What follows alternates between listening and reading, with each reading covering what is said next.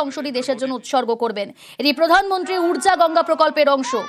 দুর্গাপুর ইস্পাত তাপবিদ্যুৎ কেন্দ্র এবং দামোদর ভ্যালি কর্পোরেশনের রঘুনাথপুর তাপবিদ্যুৎ কেন্দ্রে 1457 কোটি টাকা ব্যয় দূষণ নিয়ন্ত্রণে এই প্রকল্পের উদ্বোধন করবেন প্রধানমন্ত্রী নরেন্দ্র মোদী। অর্থাৎ 5400 কোটি টাকা উন্নয়ন প্রকল্পের উদ্বোধনে প্রধানমন্ত্রী নরেন্দ্র মোদী। এরপর তিনি জনসভা করবেন।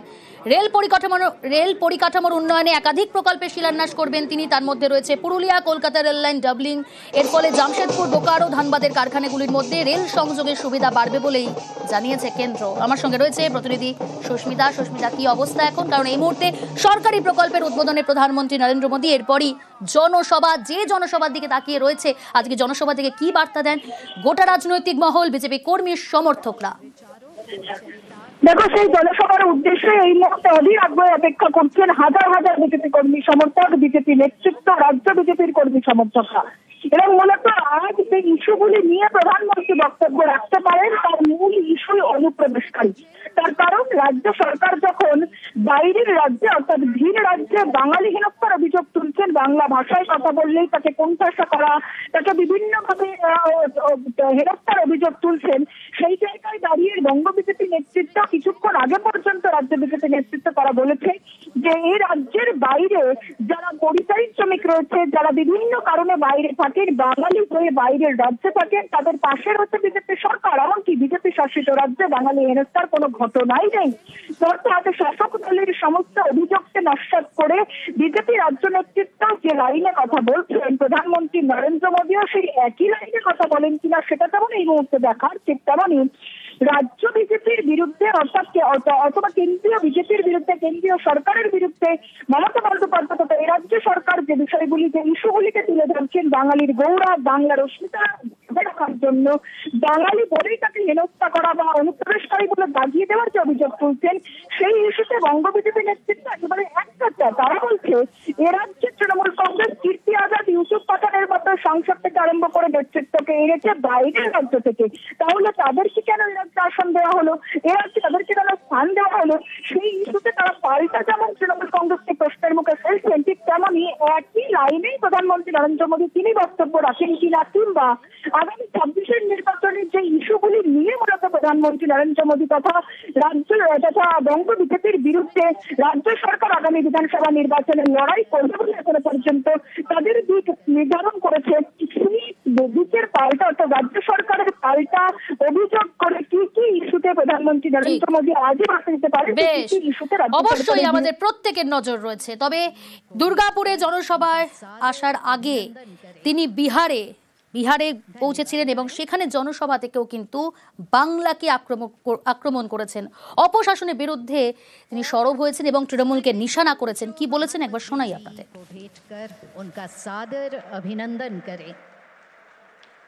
धन्यवाद। जैसे पश्चिमी भारत में मुंबई है, वैसे ही पूरब में मोतीहारी का नाम हो, सूरत की तरह ही संथाल परगना का भी विकास हो, जयपुर की तरह जलपाईगुड़ी और जाजपुर में भी टूरिज्म के नए रिकॉर्ड बने, बेंगलुरु की तरह वीरभूम के लोग भी आगे बढ़े। पूर्वी भारत को आगे बढ़ाने के लिए हमें बिहार को विकसित बिहार बनाना है। পাল্টা কটাক্ষ করেছেন কুণাল ঘোষ, শুনুন কি বললেন। বাংলার পর্যটন নিয়ে যদি কেউ প্রথম বিজ্ঞানসম্মতভাবে ভেবে থাকেন তাহলে তিনি মুখ্যমন্ত্রী মমতা বন্দ্যোপাধ্যায়। নরেন্দ্র মোদী, দয়া করে আপনাকে মাথা ঘামাতে হবে না, আপনার মাথা ঘামাবার অপেক্ষায় কেউ বসেও নেই। শুধুমাত্র পর্যটক পাঠালে হবে না, সেই এলাকার মানুষের রুটি কাপড়া মাকান, চার শিল্প থেকে শুরু করে সব জায়গায় যদি মানুষের পাশে না দাঁড়ান, উন্নয়ন না করেন, পরিকাঠামো না দেন, পর্যটক যাবেন কোথায়? একটা দুর্বল হোমওয়ার্ক নিয়ে কাদের কাছ থেকে ইনপুট নেন, ভুল ভাল কথা বলতে এসেছেন। বীরভূম ওনার কাছ থেকে শুনতে হবে। বাংলায় রবীন্দ্রনাথ ঠাকুর বীরভূমে গিয়ে শান্তিনিকেতন তৈরি করেছেন, বীরভূম থেকে 2জন নোবেল জয়ী। আপনি আগে পহলগাঁওতে টুরিস্টদের পাহারা দিন, জঙ্গি ঢুকে মেরে ফেলছে, আপনাকে এদিকটা দেখতে হবে না। এখানে মমতা বন্দ্যোপাধ্যায় আছেন। নরেন্দ্র মোদীর মন্তব্য, বেঙ্গালুরুর মতো উন্নয়ন হবে বীরভূমে আর জয়পুরের মতো উন্নয়ন হবে জলপাইগুড়িতে। এ নিয়ে বীরভূমবাসী এবং জলপাইগুড়িবাসী তারা কি বলছেন একবার শোনাই। আসলে বেঙ্গালুরুতে যেরকম বেঙ্গালুরুর জল শেষ হয়ে গেছে, ভূগর্ভস্থ বেঙ্গালুরুর কালচার শেষ হয়ে গেছে, বেঙ্গালুরুর যে প্রাকৃতিক পরিবেশ সেটা ধ্বংসের মুখে দাঁড়িয়ে, সেরকমই উন্নয়ন উনি করবেন। যেরকম যেখানে গুজরাট মডেল বলেন, উনি জয়পুর মডেল বলেন, বানারস মডেল বলেন, বানারসের ঐতিহ্যকে শেষ করে দিয়েছে, সেখানের স্থাপত্যগুলোকে ভেঙে ফেলেছে, সেরকমই বীরভূমে এসে উনি বীরভূমের পরিবেশকে শেষ করবে। উনি তো ক্ষমতায় বসার সঙ্গে সঙ্গে, চেয়ারে বসার সঙ্গে সঙ্গেই আমাদের বীরভূমে এসেছিলেন। বিশ্বভারতী বিশ্ববিদ্যালয়ের উনি আচার্য। অনেক তো প্রতিশ্রুতি দিয়েছিলেন, অনেক কিছু করবো বলেছিলেন, কতটুকু কি করেছেন? বীরভূম নিয়ে কম ভাবলেই ভালো হয়। তার কারণ হচ্ছে যে সমগ্র দেশে যেভাবে বাঙালি বিদ্বেষ চলছে, সেই বাঙালি বিদ্বেষটা আটকালেই হলো। প্রধানমন্ত্রী বললেন যে আমাদের উত্তরবঙ্গে বিশেষ করে জলপাইগুড়িতে জয়পুর স্টাইলে পর্যটনকে সাজানো হবে। তো উনি তো বলে দিলেন, কিন্তু দেখেন এতদিন ধরে এখানকার সংসদ তো বিজেপিরই রয়েছে। তো এটাও বলতেন যে ওনারা আজ পর্যন্ত কি করেছেন, সেটাই করছেন না। উনি বলার অনেক কিছুই বলে দেন, ঠিক আছে, এবার দেখা যাক কাজ কি হয়। আমার সঙ্গে রয়েছে পারাদীপ। পারাদীপ, আমরা দেখেছি যে গতকাল এক্স হ্যান্ডেলে পোস্ট করেছেন প্রধানমন্ত্রী নরেন্দ্র মোদী এবং আজ দুর্গাপুরে তার সভা।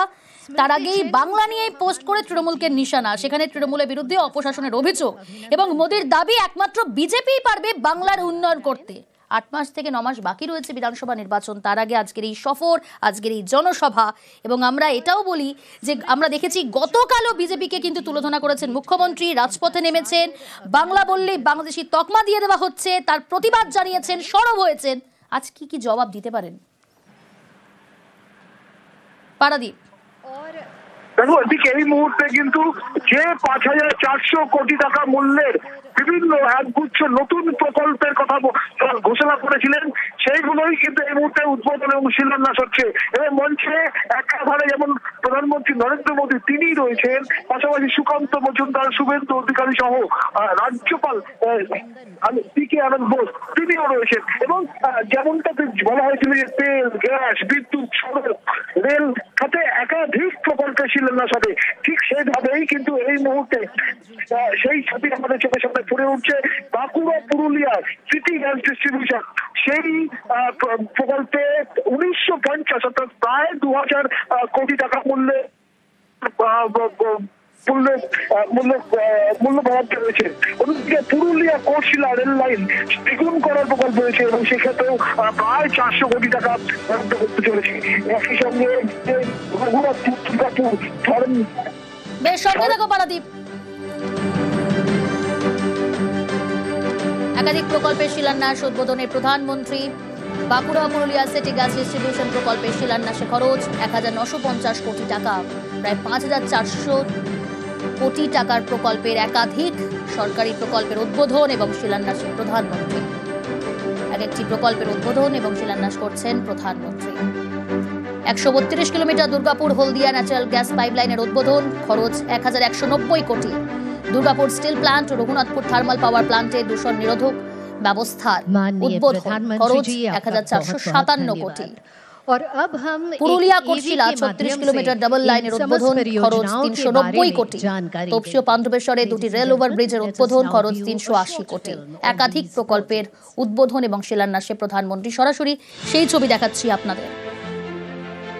माननीय प्रधानमंत्री श्री नरेंद्र मोदी जी के यशस्वी व दूरदर्शी नेतृत्व में पिछले 11 वर्षों में पश्चिम बंगाल को एक विकसित प्रदेश बनाने के लिए भारत सरकार द्वारा कई प्रयास किए जा रहे हैं, जो कि विकसित भारत की एक आधारशिला है।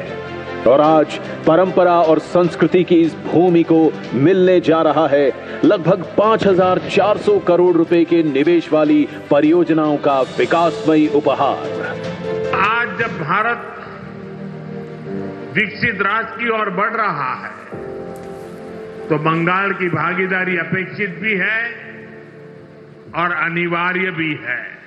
इसी इरादे के साथ केंद्र सरकार यहां लगातार इंफ्रास्ट्रक्चर, इनोवेशन और इन्वेस्टमेंट को नई गति दे रही है। इन परियोजनाओं में शामिल हैं प्रधानमंत्री ऊर्जा गंगा परियोजना के अंतर्गत गेल द्वारा बिछाई जा रही जगदीशपुर हल्दिया बोकारो धामरा प्राकृतिक गैस पाइपलाइन का 132 किलोमीटर लंबा दुर्गापुर कोलकाता खंड, जो लगभग 1200 करोड़ रुपए की लागत से बनकर तैयार हुआ।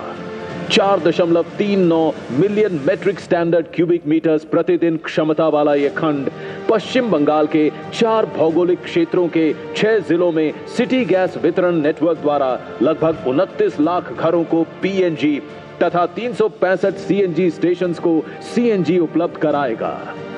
स्वच्छ ऊर्जा को घर घर पहुंचाने के लिए बांकुरा और पुरुलिया जिले में बीपीसीएल द्वारा 1950 करोड़ रुपए की लागत से स्थापित की जा रही शहरी गैस वितरण परियोजना का भी आज शिलान्यास होने जा रहा है। क्षेत्र के विकास, मानव जीवन की रक्षा और यातायात बेहतर करने के लिए भी आज 384 करोड़ रुपए की लागत से बनकर तैयार हुए तोपसी और पांडवेश्वर में 2 रोड ओवरब्रिज राष्ट्र की सेवा में समर्पित किए जा रहे हैं, जिनसे सड़क सुरक्षा बढ़ेगी, वाहनों के आवागमन में लगने वाले समय में कमी आएगी तथा पश्चिमी बंगाल के पश्चिमी और उत्तरी भाग के बीच रोड कनेक्टिविटी बेहतर व और सुदृढ़ होगी। रेल कनेक्टिविटी को बेहतर करने के लिए पश्चिम बंगाल के पुरुलिया से कोटशिला रेल लाइन के दोहरीकरण का कार्य भी अब 394 करोड़ रुपए की लागत से संपन्न हो चुका है।